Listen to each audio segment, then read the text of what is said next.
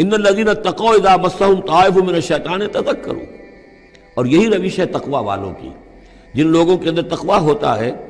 جب ان پر کوئی گزر ہو جاتا ہے شیطان کے کسی سائے کا، اذا مسهم طائف من الشیطان، شیطان کا کوئی ان کے اوپر گزر ہو گیا، کوئی سایہ پڑ گیا، تذکروا، فوراً وہ چوکنے ہو جاتے ہیں، فوراً ہوش میں آ جاتے ہیں کہ یہ کیا ہوا، ہم پر کچھ اثر پڑ گیا تھا، کچھ عارضی طور پر کچھ غفلت سے طاری ہو گئی تھی، جیسے کہ خود حضور فرماتے ہیں صلی اللہ علیہ وسلم انہ لا یغان علی قلبی، میرے دل پر بھی کبھی کبھی حجاب سا آ جاتا ہے، وانی لاستغفر اللہ 70 مرۃ فی کل یوم، اور میں روزانہ 70 مرتبہ اللہ سے استغفار کرتا ہوں۔ لیکن یہ سمجھ لیجئے کہ ہمارے دل کے اوپر حجاب وہ بہت اور شے ہے، اور حضور کے قلب مبارک پر حجاب، آپ کے قلب مبارک کا حجاب جو ہے وہ ہماری 100 حضوریوں لاکھوں حضوریوں سے بڑھ کر جو ہے وہ حضوری کے درجے میں ہوگا۔ لیکن جو انٹینسٹی ہے،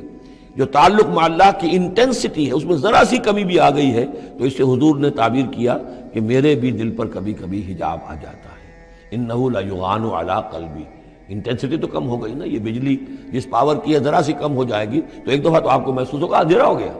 حالانکہ بجلی ہے، روشنی ہے، اندھیرا نہیں ہوا ہے، لیکن اس کی پاور کم ہوئی ہے۔ تو فرمایا کہ انہ لا یغان علی قلبی وانی لاستغفر اللہ 70 مرۃ فی کل یوم۔